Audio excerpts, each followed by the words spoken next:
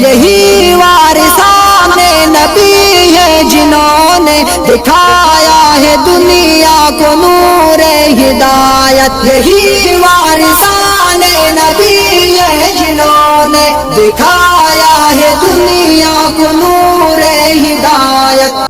الحمدللہ وکفا والصلاة والسلام علی عباده الذین اصطفی، اما بعد۔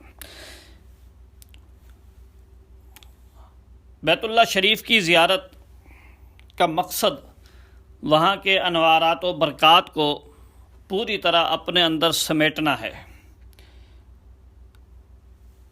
حجاج کرام خوش قسمت ہوتے ہیں کہ کافی دن ان کو بیت اللہ شریف کی زیارت اور اس سے مستفیض ہونے کے لیے مل جاتے ہیں۔ اولیاء اللہ نے بیت اللہ شریف سے بہت کچھ پایا۔ جس طرح ظاہر کی آنکھ ہے اسی طرح باطن کی آنکھ ہوتی ہے، اور اولیاء اللہ کو بہت سارے ایسے ہوتے ہیں جن کو وہ آنکھ نصیب ہوتی ہے، اور وہاں کے معارف باطنی آنکھ سے دیکھتے ہیں اور پاتے ہیں۔ جو اصحاب ظاہر ہیں، اگر وہ بھی ان اولیاء کرام کے ان احوال کا مطالعہ کر کے حرمین شریفین کا سفر کریں تو ان کا سفر علی وجہ البصیرت بھی ہوگا، اور بہت زیادہ ان کو روحانی نفع بھی وہاں ہوتا ہے۔ اسی لیے اولیاء کرام کا یہ مزاج رہا ہے کہ حرمین کے سفر سے پہلے ایسے واقعات جو اس سے قبل اولیاء کرام کو پیش ہوئے، ان کے مشاہدات، مکاشفات، وہ ان کا مطالعہ کر کے جاتے تھے تاکہ بیت اللہ شریف کی عظمت اور اسی طرح اس کے معارف میں سے مزید حصہ نصیب ہو۔ حضرت امام ربانی مجدد الف ثانی رحمۃ اللہ علیہ، آپ وہ ولی ہیں کہ 1000 سال کے مجدد ہیں۔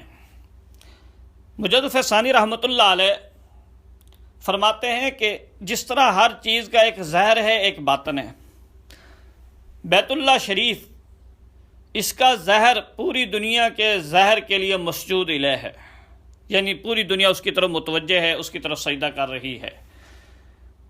اور بیت اللہ شریف کا جو حقیقت ہے، باطن ہے، وہ اللہ کی تجلی ہے، وہ پوری کائنات کی جو حقائق ہیں اس کے لیے مسجود الیہ ہے، یعنی پوری کائنات کے جو حقائق ہیں، یوں سمجھ لیں پوری کائنات میں ہر چیز کی جو روح ہے، جو حقیقت ہے، وہ اس بیت اللہ کی حقیقت کی طرف متوجہ ہے۔ اور حضرت فرماتے ہیں کہ اس دنیا کے اندر انسان کتنی ہی ترقی کر لے روحانی طور پہ، وہ اللہ تعالیٰ کی ذات، اس کی حقیقت اور مشاہدے تک نہیں پہنچ سکتا۔ ہاں البتہ نماز کی عبادت ایسی ہے کہ جس کو اللہ تعالیٰ نے یہ خاصیت عطا کی ہے کہ بیت اللہ شریف سے ذات حق تعالیٰ کی جو خاص تجلی ہے اس سے وہ نمازی آدمی اس سے لے لیتا ہے اور اس سے مستفید ہو جاتا ہے۔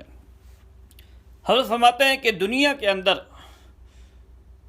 بیت اللہ کے معارف اور ذات حق جل شانہ کی خاص تجلیات اس کو یا نماز میں انسان کو نصیب ہوتی ہیں، پھر اس سے زیادہ موت کے وقت نصیب ہوتی ہیں، پھر اس سے زیادہ قبر کے اندر نصیب ہوتی ہیں، پھر اس سے زیادہ قیامت کے دن نصیب ہوں گی، پھر اس سے بھی واضح جو ہے وہ جنت کے اندر، جیسا کہ حدیث پاک کے اندر آتا ہے کہ اللہ تعالیٰ کی ایک جنت ہے جس میں حور و قصور نہیں ہیں، محلات نہیں ہیں، وہاں صرف اللہ تعالیٰ کی ذات اپنی تجلی ظاہر کرے گی۔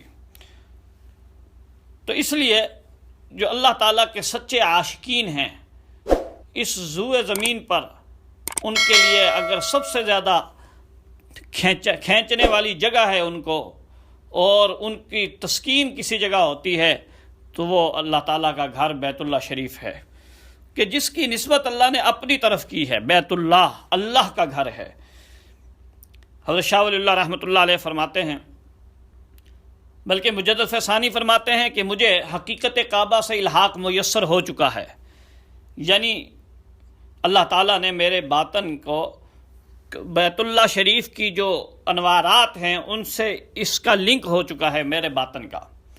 جس طرح تھرمل پاور کسی جگہ ہوتا ہے لیکن تار کے ذریعے بجلی کہاں سے کہاں پہنچ جاتی ہے. آگے فرماتے ہیں کہ حقیقت کعبہ سے میرے الحاق میسر ہو چکا ہے لیکن ظاہری صورت ظاہری بیت اللہ کو دیکھنے کو ترس رہی ہے. امام ربانی بہت بڑے عارف تھے لیکن بیت اللہ شریف نہ جا سکے اور اللہ تعالیٰ کے پاس پہنچ گئے. انہوں نے اپنے مکتوبات میں بیت اللہ پر کے معارف پر لکھا ہے بہت کچھ، اور میں نے وہ اپنی کتاب فیوزات صفدر کے اندر جلد 2 میں نقل کر دیا ہے عظمت مکہ معظمہ کے تحت.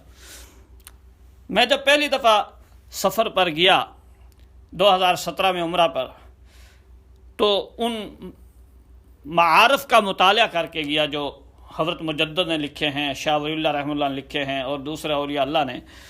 تو میں سوچ رہا تھا کہ حضرت مجدد نے دور بیٹھ کر اتنے معارف لکھے ہیں بیت اللہ شریف کے، اگر وہ یہاں آتے تو کتنا کچھ لکھتے. بہرحال اللہ کے ہر کام میں حکمت ہوتی ہے. بیت اللہ شریف کی زمین جو ہے یہ اللہ تعالیٰ نے سب سے پہلے یہی زمین بنائی ہے، اور زمین مٹی جو ہے اس کے اندر فنائیت کو دخل ہے. مٹی فنا ہوتی ہے، اسی لیے انسان جو ہے یہ مٹی سے بنا ہے اور یہ اللہ کا خلیفہ ہے، کیونکہ جو مٹ جائے گا مٹی مٹنے سے ہے، جتنا مٹے گا اتنا ہی وہ اللہ کی تجلی کا مرکز بنتا چلا جائے گا. یہ بیت اللہ کی زمین اللہ نے جو ہی بنائی، اللہ تعالیٰ نے اس کو مٹنا نصیب کر دیا، اور جو ہی مٹی اللہ کی تجلی اس پر وارد ہو گئی اور یہ اللہ کا گھر بن گیا. یہاں انسان بھی جو چاہتا ہے کہ میں اللہ کی معرفت حاصل کروں، اللہ کی تجلیات کا مشاہدہ کروں، اس کو بھی چاہیے اپنے آپ کو مٹا دے، اپنی خودی کو مٹا دے. جب اپنی خودی کو مٹا دے گا تو اللہ تعالیٰ کی معرفت اسے حاصل ہو جائے گی. شاہ ولی اللہ محدث دہلوی رحمۃ اللہ علیہ جب حرمین کے سفر پہ روانہ ہوئے تو اللہ تعالیٰ نے ان کو پہلے ہی بشارت دے دی کہ آپ کا یہ سفر خیریت سے ہوگا، اور یہ اظہار کر کے گئے اور فرمایا کہ یہ اللہ تعالیٰ کی بیت اللہ کی طرف سے ایک رسی ہوتی ہے جو حاجیوں کی گردن میں ڈال کر کشاں کشاں ان کو کھینچا جاتا ہے بیت اللہ کی طرف. کتنے سعید روحیں ہیں، کتنے پاکیزہ جسم ہیں ان حاجیوں کے کہ جو اللہ کے گھر کی طرف کھینچے جا رہے ہیں. اللہ جن کو اپنے گھر کی طرف بلا رہے ہیں، یہ اللہ کے مہمان ہیں، ضیوف الرحمان ہیں. میں 2018 میں عمرے پر گیا تو پھر حج بھی نصیب ہوا. وہاں ایک بہت بڑے ولی اللہ صاحب کشف اور صاحب نسبت تھے. انہوں نے مجھے خود بتایا کہ میں نے اپنی باطنی آنکھ سے دیکھا ہے کہ جو حاجی ضعیف العمر ہیں وہ جب گاڑیوں سے اترتے ہیں چڑھتے ہیں تو فرشتے ان حاجیوں کو جو ہے وہ سپورٹ دیتے ہیں، ان کی مدد کرتے ہیں. یہ اس اللہ کے ولی نے مجھے خود بتایا. تو بہرحال حاجیوں کا بہت بڑا مقام ہے. اے حجاج، کاش آپ بھی اپنے عظمت کا خیال کر کے جائیں اور اللہ کے گھر کی طرف جاتے ہوئے اور وہاں پہنچ کر اپنے وقت کو ضائع نہ کریں اور اپنی ذات کو بیت اللہ کی تجلیات میں ڈبو کر اور پورا رنگ دے کر واپس لائیں. حضرت شاہ ولی اللہ محدث دہلوی رحمۃ اللہ علیہ فرماتے ہیں کہ میں ایک دفعہ بیت اللہ شریف میں نوافل ادا کر رہا تھا، اچانک میرے جسم سے ایک نور چمکا اور اس کی تاثیر سے میں بے قابو سا ہو گیا. مجھ پر ایک حیرت سی چھا گئی. ماتے ہیں کہ پھر مجھے پتہ چلا کہ یہ نور جو ہے میرا ہے اور اللہ تعالیٰ اس کو پوری دنیا میں پھیلائیں گے اور میرا فیض پوری دنیا میں پھیلے گا. اگر آپ ہمارے چینل پر نئے ہیں تو ہمارے چینل کو ابھی سبسکرائب کر لیں اور ساتھ والے بیل کے آئیکن پر کلک کر کے نئی آنے والی ویڈیو کی نوٹیفیکیشن بر وقت حاصل کریں.